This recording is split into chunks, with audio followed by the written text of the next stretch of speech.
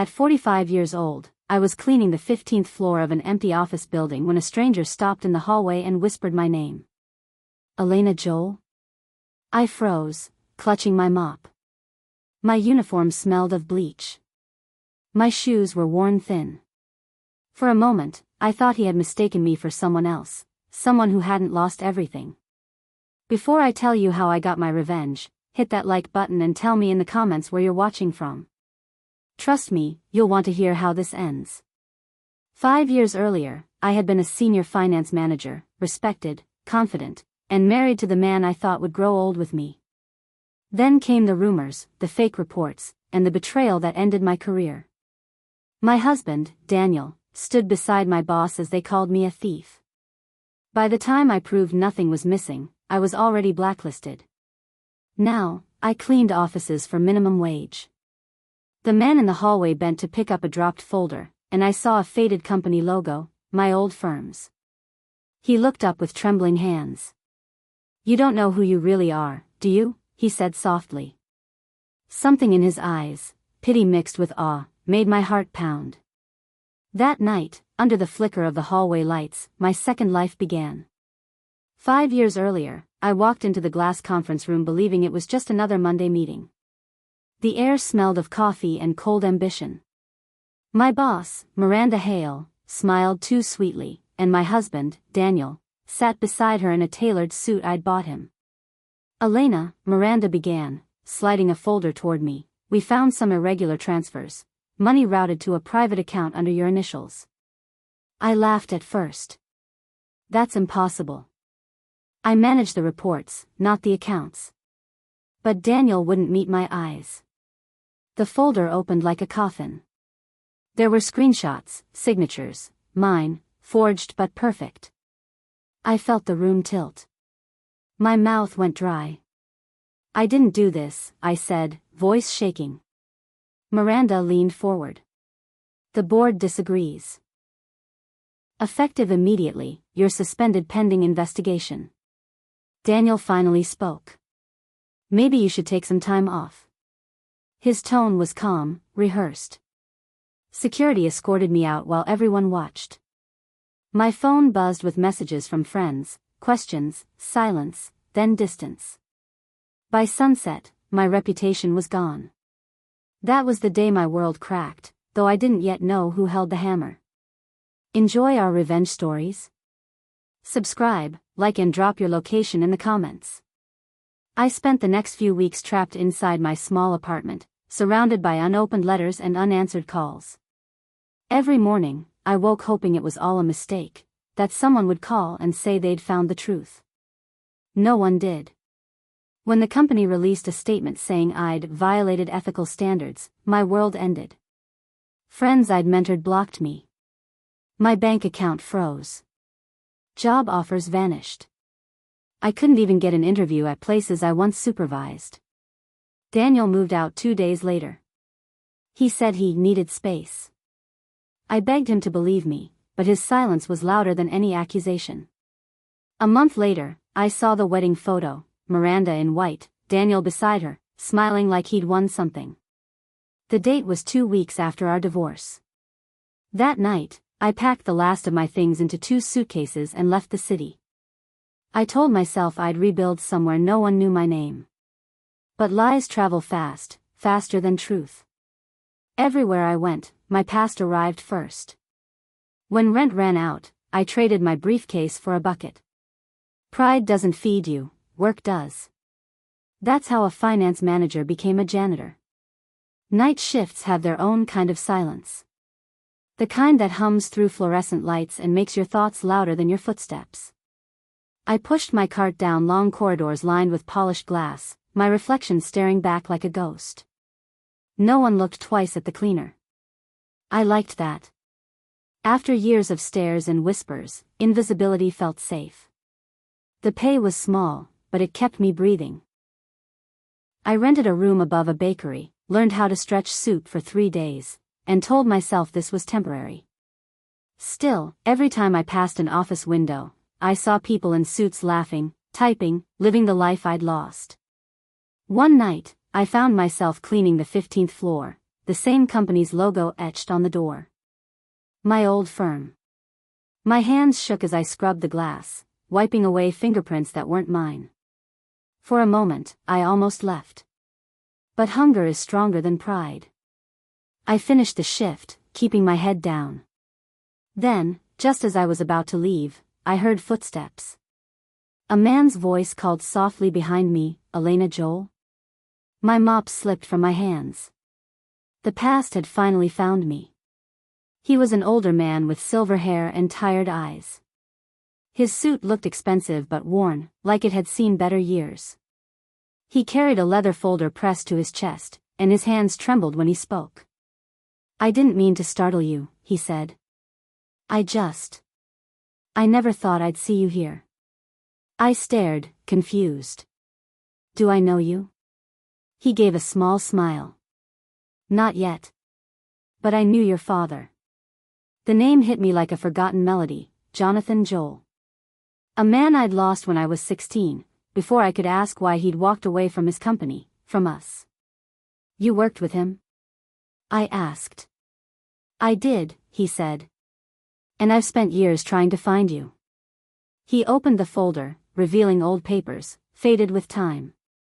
"Your father left something behind, something they didn't want you to know." My heart pounded. "Who's they?"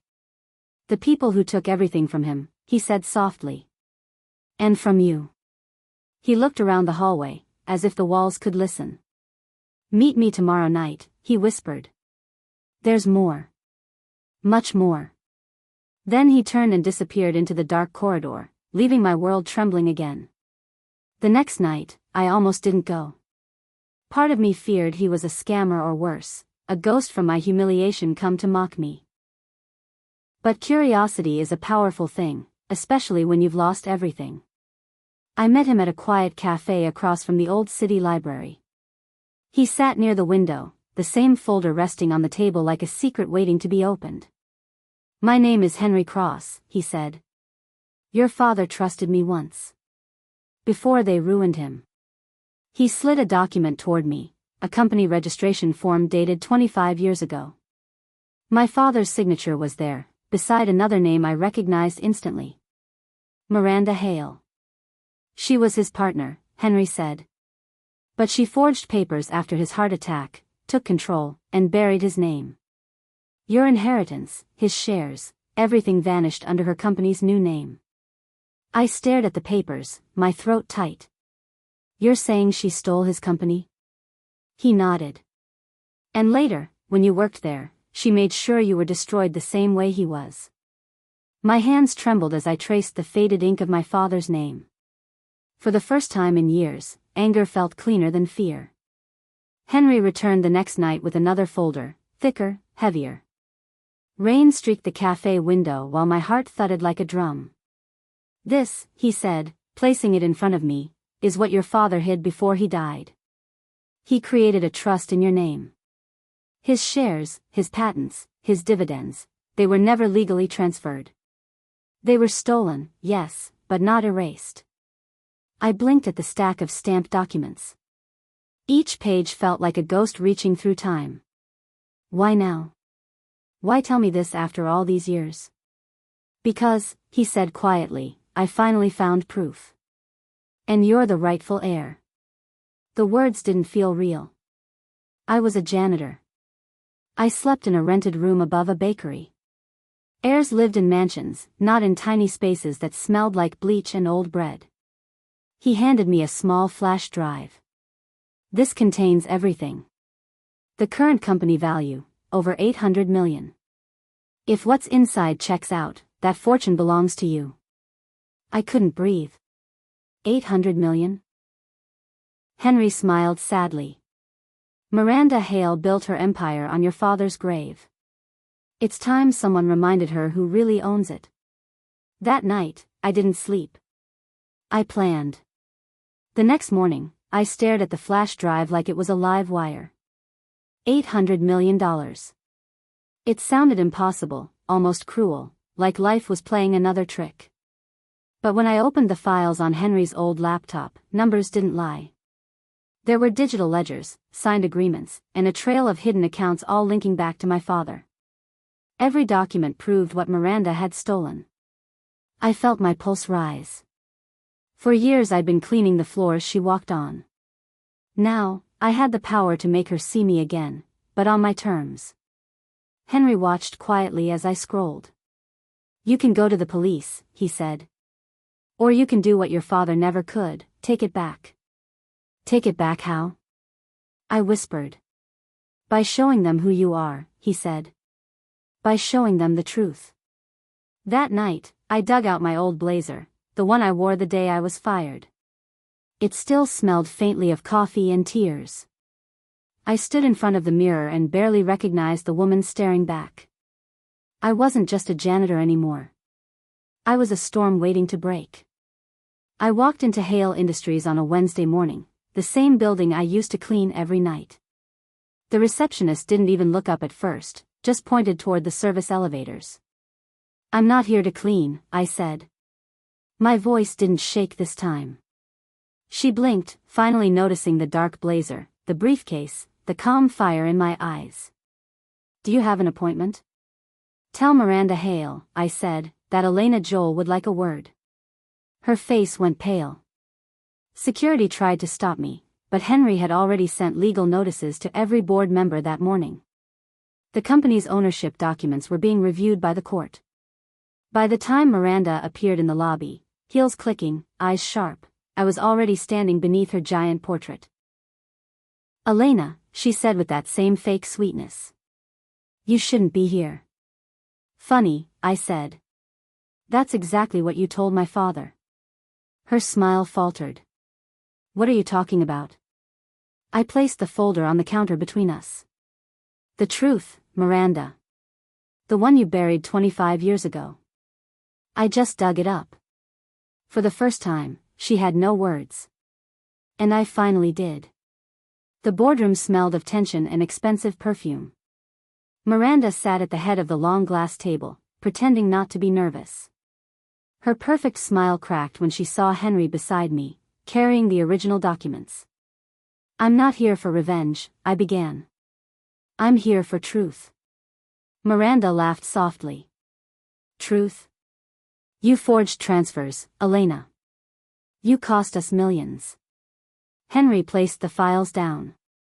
"Actually, those signatures came from your office printer. I have the serial number data to prove it." The room went still. I handed over the trust papers with my father's name. Jonathan Joel. Founder. 51% shareholder. One of the directors coughed. "If this is real, the company doesn't belong to you, Miranda. It belongs to her." Miranda's face drained of color. "You can't prove ownership after all this time." Henry slid a USB drive across the table. "Every transaction, every offshore transfer. Yours, not hers." Silence filled the room. I looked at her once more. "You stole my father's legacy, my career, and my name. But you forgot one thing: truth doesn't disappear. It waits." Miranda rose to speak, but her voice broke. And that was the first time I saw fear in her eyes. The courtroom smelled like old wood and tension. Cameras waited outside, reporters whispering my name, a name that had once been a curse. Now it was a story. Miranda sat across from me in her sharp black suit, pretending calm, but her fingers twitched against the table. Daniel was beside her. Seeing him again after all these years was like reopening a wound I thought had healed. He wouldn't meet my eyes. Henry stood proudly at my side, stacks of evidence ready. When the judge entered, everyone rose. My heartbeat echoed in my ears. We presented the papers, the forged signatures, the offshore transfers, every deceit laid bare. Miranda's lawyer tried to object, but truth hit harder than words. Finally, the judge spoke. "Based on the documents and verified accounts, ownership of Hale Industries reverts to the estate of Jonathan Joel, represented by his daughter, Elena Joel." My breath caught. Miranda's face crumbled. Daniel looked at her, betrayed by the same greed that once consumed him. When the gavel struck, it wasn't just a verdict. It was the sound of my name being restored. For the first time in years, I could finally breathe without shame. When the verdict was read, the world I'd lost came rushing back, but it didn't feel the same. Reporters chased me as I stepped outside the courthouse, microphones flashing like lightning. "Ms. Joel, how does it feel to win?" one shouted. I paused. "It's not about winning," I said softly. "It's about what was stolen being made right." That night, I walked the same streets I once cleaned. The city looked different, brighter, but heavier somehow. Money couldn't give back the years I'd spent hidden, the friends I'd lost, or the woman I used to be.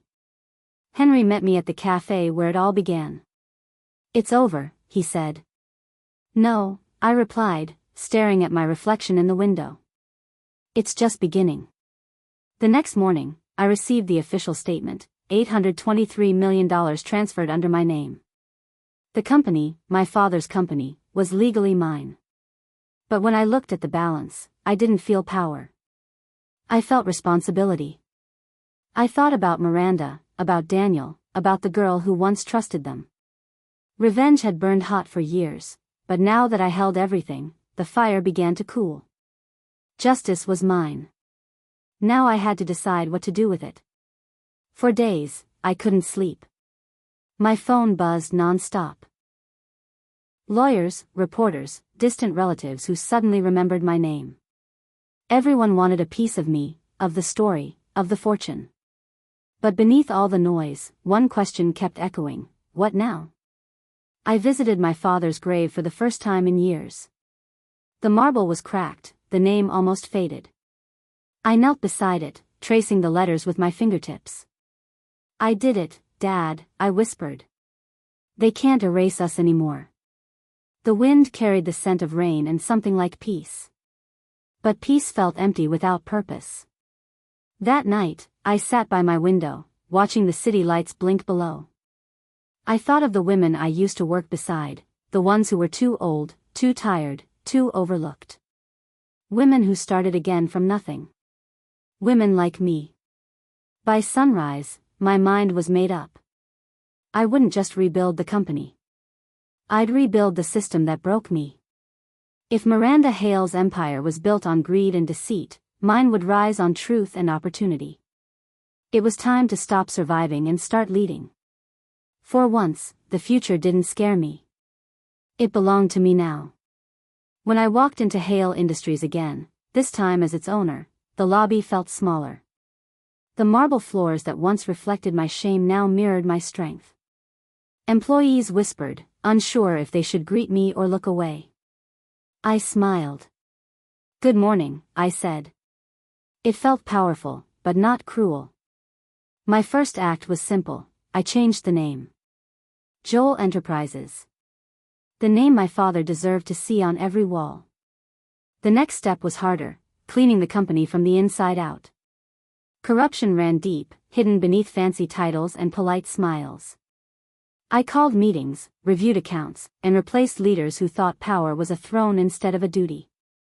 Some quit on the spot. Others stayed, and grew. Henry became my advisor. His granddaughter, a young lawyer named Clara, joined as my legal head. For the first time, I was surrounded by people who worked with me, not against me. At night, I sat in my new office overlooking the city. The same skyline that once reminded me of loss now glowed with promise. I wasn't the woman who cleaned these floors anymore. I was the woman who owned them. 2 weeks after the takeover, Miranda requested a meeting. I almost refused, but some doors need to be opened just to close them yourself. She entered my office like she still owned the place, her perfume too strong, her smile too practiced. "You've made quite a mess," she said smoothly. "The press won't let this go forever. We could settle privately." I leaned back in my chair, calm and steady. "You mean before the auditors finish uncovering what's left of your offshore accounts?" Her smile twitched. "You think this company will survive under your name? You're sentimental, Elena." Weak. Weak. The word I'd heard too many times. I stood, meeting her eyes. Weak is stealing from a dying man. Weak is destroying someone because you fear they'll outshine you. Her expression hardened. You'll regret this. I already did, I said. For 5 years. Now it's your turn. I handed her an envelope, the board's decision. Permanent removal, pending criminal investigation. For the first time, Miranda Hale had nowhere to run. She tore the letter in half, but her hands shook. As she left, I whispered, "You taught me something important, how to fight with a smile." And I did. The news broke before dawn. Former CEO Miranda Hale under federal investigation. Every outlet ran it, photos of her being led from her penthouse, the same woman who once laughed as security escorted me out like a criminal. I watched in silence, coffee trembling in my hand. Justice didn't roar. It whispered. By noon, shareholders called me a symbol of resilience. By nightfall, employees flooded my inbox, apologies, thank yous, confessions. Some even sent screenshots of emails Miranda had buried. The truth was spilling faster than I could read it. But the real reckoning wasn't hers, it was mine. I drove to the old office that night, the same place I'd once scrubbed floors and cried in the janitor's closet. The scent of lemon cleaner still lingered. Standing in that empty corridor, I realized the girl who'd been humiliated there was gone. I touched the polished desk that used to belong to her, the woman who stole everything, and whispered, "You took my job, my name, my peace. But you gave me my purpose." Sometimes revenge isn't burning bridges. It's rebuilding them, with your name carved into every beam. And tonight, Elena Joel stopped surviving. She began to lead. A week after Miranda's arrest, a courier arrived at my office with an old brown envelope. No return address, just my name written in careful, trembling script. Inside was a single page, yellowed and fragile. "If you're reading this, it means Walter found you." I froze. The signature at the bottom read Thomas Hale. Miranda's late husband. The man who had been my mentor before his mysterious death, the man whose company she'd stolen. He wrote about dreams he'd shared with my father, about a project they'd built together called Hale and Joel Developments. He'd left half of it in my father's name, but Miranda had hidden everything when both men were gone. "Elena," the letter continued, "if the world ever tells you you're nothing, remember, you were always the better builder. Build something honest, something lasting. Don't chase revenge. Make it irrelevant." I set the letter down, tears blurring the ink. Thomas Hale hadn't just left me a fortune, he'd left me direction. I looked out the window at the city lights flickering across the skyline built on stolen dreams. "All right, Thomas," I whispered. "Let's build again. This time, the right way." The letter from Thomas Hale didn't just haunt me, it guided me. For days, I couldn't stop hearing his words, "Build something honest." So I did. I took $100 million from my newly confirmed inheritance and founded the Hale Joel Foundation, dedicated to helping employees wrongfully fired or blacklisted by corrupt corporations. The irony wasn't lost on me.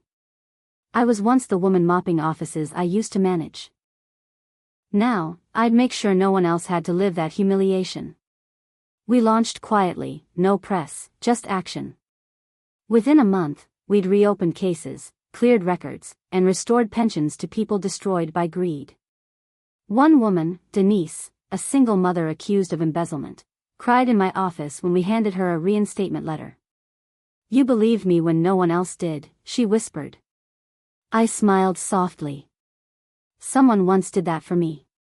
Each victory wasn't about money, it was about reclaiming dignity, mine, and theirs.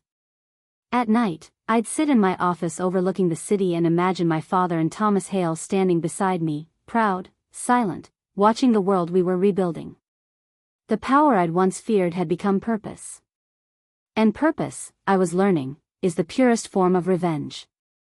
It was a quiet Thursday when the past decided to knock again. I was reviewing grant applications when my assistant said, "There's someone here to see you. Says it's important." I looked up, and froze. Standing in the doorway was Evelyn Ward, my former assistant from 5 years ago. The same woman who'd testified against me during Miranda's smear campaign. "Elena," she said softly, eyes glistening, "I need to talk." I dismissed my team and waited. Evelyn trembled as she spoke. "I lied in court. Miranda paid me to say you approved those transfers. I thought she'd protect me. Instead, she destroyed my career." I wanted to be angry, but I saw only guilt. "Why come now?"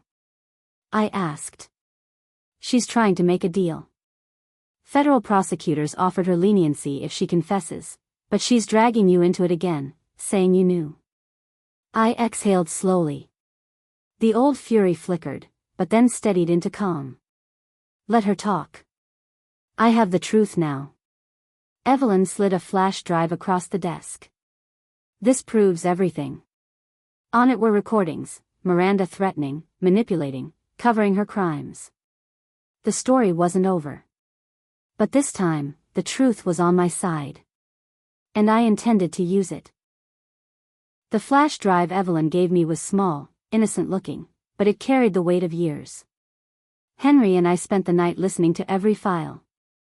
Miranda's voice filled the room, cold and calculating. "Make sure the transfer looks like Elena's doing," she said in one recording. "If she talks, we'll bury her like her father." My stomach twisted, but I didn't cry. The tears were long gone. By dawn, we handed the files to federal investigators.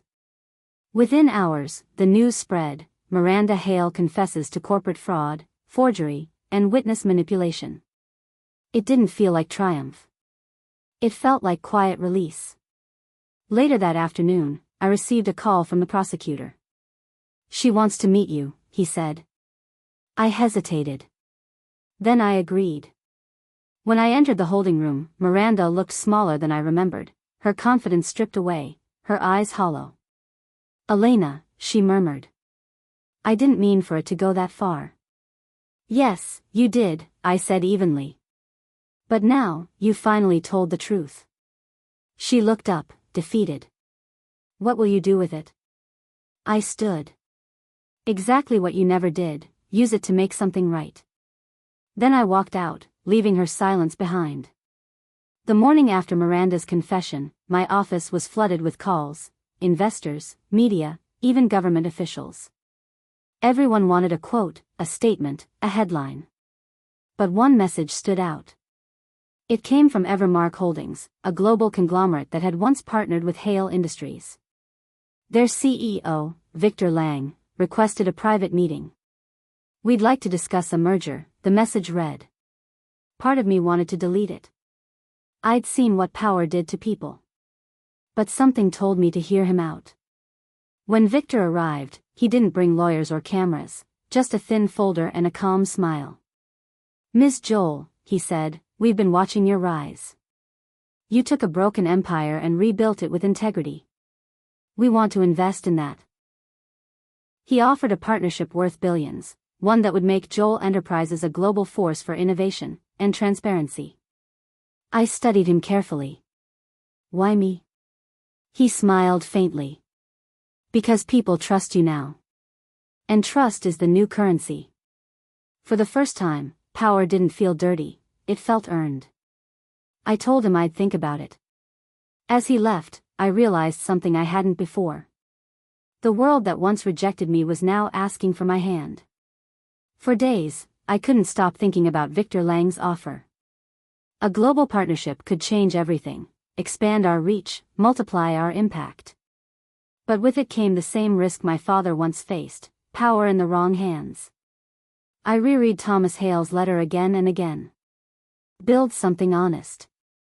Those words echoed louder than any contract. Henry warned me, mergers like this can swallow people whole, Elena. Even good ones. He was right. I'd fought too hard to reclaim my name to give it away again. But maybe this wasn't about giving, it was about leading. The night before the final meeting, I stood on the balcony of my office, city lights flickering like restless stars. I thought of everyone who had stood with me: Henry, Evelyn, the janitors, the women rebuilding their lives through the foundation. This wasn't just my story anymore. It belonged to everyone who had ever been silenced, underestimated, or erased. At sunrise, I made my choice. When Victor returned, I smiled and said, "I'll accept your offer, but on one condition: transparency. Every deal, every dollar, every decision stays in the light." He grinned. "That's why we came to you." And just like that, a new era began. The merger transformed everything. Overnight, Joel Enterprises became a symbol of renewal, a story of justice turned into progress. Reporters called it the rise of the Phoenix Company. I never corrected them, but I smiled at the irony. I hadn't risen from ashes. I'd built from ruins. Our new headquarters opened in the heart of the city. The top floor bore a plaque engraved with my father's name and Thomas Hale's, two men who had dreamed of fairness long before the world was ready. Beneath their names, I added a third line: for those who start again. Every week, the foundation funded new businesses led by people society had written off: single mothers, ex-workers, and forgotten dreamers. Watching them sign their first contracts felt better than any victory in court. One afternoon, a young woman approached me after a seminar. "Miss Joel," she said, nervous but smiling, "your story made me go back to school." I saw myself in her eyes, the exhaustion, the fire, the hope. "Then my story did its job," I said. Legacy, I realized, wasn't about revenge or wealth. It was about leaving light where darkness once lived. And my light was only getting started. It had been 6 months since the merger when I received an unexpected call. The warden from the federal prison wanted to schedule a visitor's request. My pulse quickened when he said the name, Miranda Hale. I almost said no. But something inside me whispered, "Finish what you started." When I arrived, she looked older, thinner. The power that once made her untouchable had vanished. She sat across the glass, her hands trembling as she lifted the phone. "Elena," she said quietly, "I heard what you've done. The foundation. The merger. It's remarkable." I waited. "I wanted to hate you," she continued, voice cracking. "But I see now, I became everything Thomas feared. And you became what he hoped for." For a moment, I saw the woman she could have been, brilliant, driven, uncorrupted. "I didn't come for your apology," I said softly. "I came to tell you I forgive you." Her eyes widened. "Why?" "Because I refuse to carry your darkness anymore." A single tear slipped down her cheek. As I walked away, I felt no anger, no triumph, just peace. Forgiveness wasn't surrender. It was the final act of freedom. And I was finally free. They still talk about the number. Elena Joel, worth $823 million. But that number doesn't tell the story. It doesn't mention the nights I cried in empty offices, or the smell of bleach that clung to my hands long after I stopped cleaning floors. It doesn't speak of my father's laughter, Thomas Hale's faith, or Henry's quiet loyalty. Money rebuilt the company. Truth rebuilt me. Sometimes I walk past the old building where I once scrubbed tiles for minimum wage. The same security guard still works there. He nods at me now, smiling without knowing why. I smile back. The foundation has spread across 3 countries. The women I once mentored now mentor others. The cycle of loss has become a chain of light. People call me a success story. But I know better. I'm a survival story that turned into something greater, a reminder that being broken doesn't mean being finished. The world once told me I was worthless. Now it says I'm worth $823 million. But my true worth isn't in numbers, it's in every life rebuilt beside mine. Because revenge fades. Legacy doesn't. And this time, the story ends with my name shining where it always belonged, at the top. If this story moved you, don't forget to like the video, subscribe for more powerful narratives, and share your thoughts in the comments. We'd love to hear what part hit you the hardest. Thanks for watching.